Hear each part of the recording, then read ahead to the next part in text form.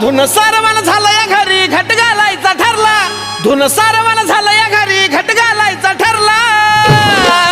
नवरत्नाचा बाजार भरला ग माझ्या बायकोनं उपास धरला नवरत्नाचा बाजार भरला ग माझ्या बायकोनं उपास धरला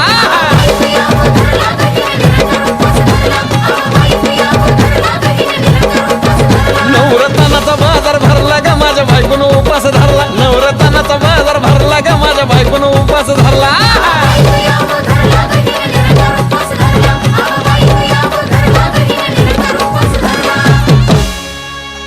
आधीच अंगानं काडी मुडी हातपाय हिचं जात्या लगळून